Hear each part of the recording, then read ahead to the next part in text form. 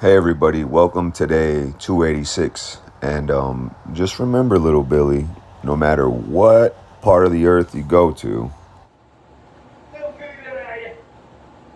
Where are you, little Billy? Come on, little Billy. Little Billy? Where are you, little Billy? Little Billy, Billy Bones. Go, Bones, cause he can't. Billy, cause Billy Bones go. Ah, little Billy Bones. Go home. Nice. This one's for little Billy. dang man, you got fans all over the globe. There was some kind of fire. I don't know, it was covering the whole sky. There was ash everywhere. I didn't say this yesterday, but I dropped to 212.2. My goal was actually to get down to 212 flat. So I was down 1.4 pounds for the day. Yesterday I had my cheat meal. I went up 7.8 pounds, so I'm up to 220 even today. Just feel so much more power today. This is a new exercise. I tried to do hip flexors with both feet like this, basically like I was doing with the barbell. So today is all isometric work. I had to get the session done quickly earlier, so I just want to spend today telling a story about a client that I had, a failed story. My memory might be a little bit cloudy on the numbers because this is from like 7, 8 years ago, but it's right now is the track and field world championship, so it reminded me of this story. Basically, I trained this kid's friends. They were football players, and he was a track only athlete specializing in the 400 meter. So for him, it's the off season. He has a couple months before preseason track and field starts. He has obviously his track coach at school, which they don't really work with them over this period of time, and then he had his own private trainer specifically for his running, who also worked with him in the weight room. But I guess he was on vacation or something for 2 months, so he asked me if I could train him over 1 to 2 month period of time before that guy got back. So it was his senior year. Basically, he said his best 400 meter was like a 58, maybe a high 58 in the 400. And he said he was hoping to try to get a scholarship, and he needed like a 51, which is an enormous amount of time to drop, obviously. So obviously, you can never make any sort of guarantee. I have no idea what the kid's capable of. I'm just like, let me start figuring everything out and do an assessment. So basically, he was chronically overtrained. Always had tendonitis in his previous seasons. Was always beat up, just running into the ground. He had just got over some hamstring issues or something that he had taken some time off. So I'm asking for his gym numbers and everything like that. He's telling me the lifting that he was doing with his coach, and I look at some of his film of his sprinting, and it looks like he's stuck in anterior pelvic tilt, like pretty good. Um, so one of the things I had him do was I wanted to test a broad jump, and his broad jump, he could not broad jump 5 feet. I think his broad jump might have been around 4 foot flat. He could not extend at his hips. He was stuck in so much anterior pelvic tilt, and I don't know how it was not causing him chronic pain. If I was his track coach, or even like the personal trainer that he had, I like, how can you throw volume of sprinting or lifts at this kid where it's like, it's obvious, it's just anyone watching the kid walk is just obvious that something's wrong here. So, first I convinced him we're not doing any running at all. We're trying to fix this. We're going to get a lot stronger. We're going to end up getting faster. Gave him a lot of like core exercises, hip flexor exercises to try to help bring him back into neutral. But it probably hadn't been that way too long, because the main thing was getting him under banded box squat. And when he would unrack that bar, his hips would be shifted so far back. But I slowly started getting him to tuck his hips under, feel what neutral felt like. I did hip thrusts to help him get used to what it feels like to actually using his glutes. And then, a regular deadlift or a trap bar deadlift or something was definitely off the table. But what I did do, I mean, his coach was having him do RDLs and stuff. But what I had him do was do above the knee rack pulls, just like almost like a demo deadlift, just super short range of motion so he could get used to driving his hips forward and what a pull should feel like. But the main thing is we used the step ups, we used back extensions, and that box squat.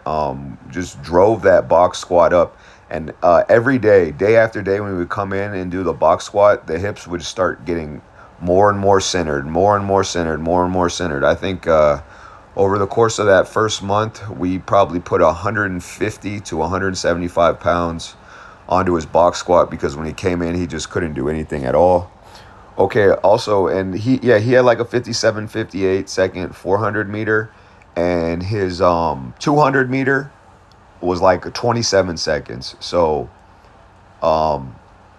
obviously there's a little bit of an acceleration in the beginning that's slower, but his 200 meter to 400 meter, there wasn't a big gap because they would just spend so much time conditioning himself into the ground where he was too slow. And I'm like, how could you ever expect to run 51 seconds in a 400 when you're just too slow? Like, you can't. What are we conditioning or what are we enduring?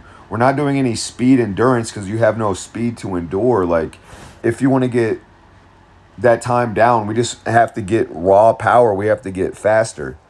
A lot of time you get these distance coaches where that's all they know how to do is just to throw volume at the situation. And I'm like, no, we're not doing any running at all. But he couldn't get away from the fact of wanting to feel conditioned. So what we did for that, and there obviously has to be some endurance component, but we're so far out. Like, the goal is to be as fast as you can, the city champs or the state champs or however far you make it. It's not to be the fastest you can be 2 months before the preseason starts.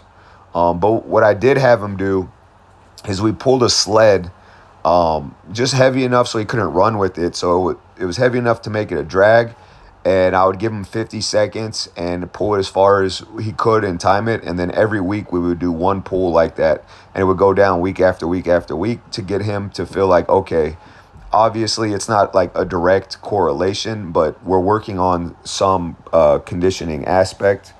And then maybe after, 3 weeks or so, when his hips were in, a little bit aligned better, I said, okay, we're going to go do a track session.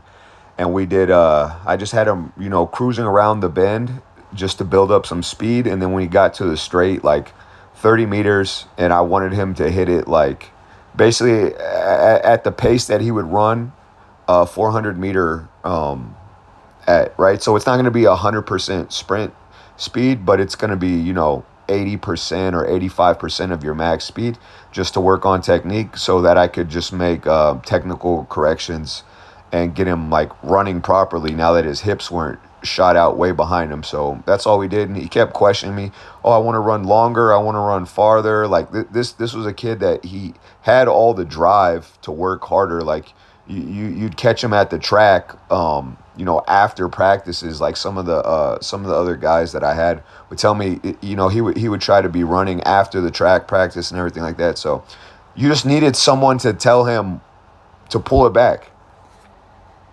So basically then we're like 4 or 5 weeks in. I'm like, all right, you want to do a time trial? We're going to do a time trial. We're going to do a 200 meter time trial.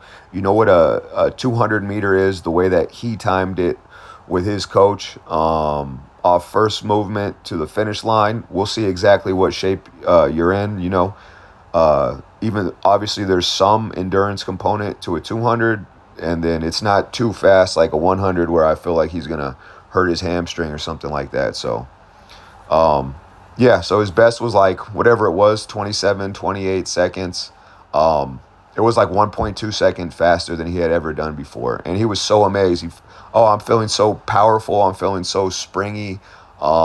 This is what running's supposed to feel like, blah, blah, blah. All right, perfect. So let's just get back to doing what we're doing, introducing actual plyometric exercises, not running him into the ground, just continuing to get him stronger for the last 3 weeks that I had him.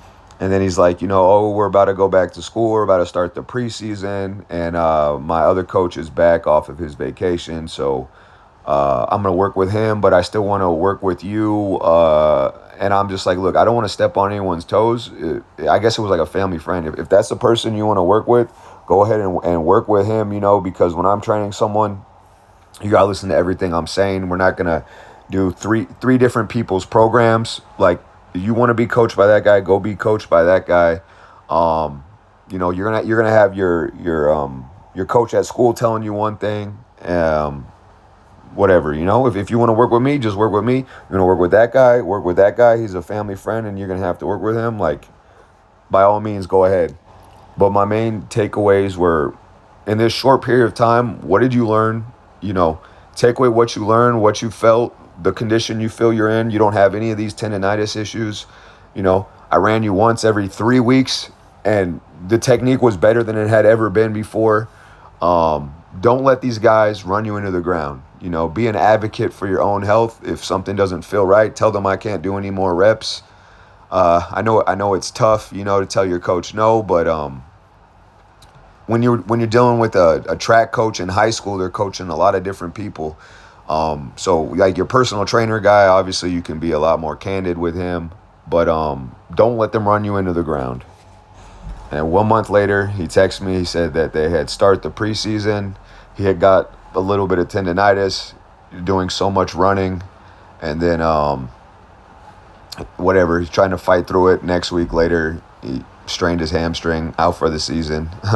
Never ran again. So that was that happens all too often, man.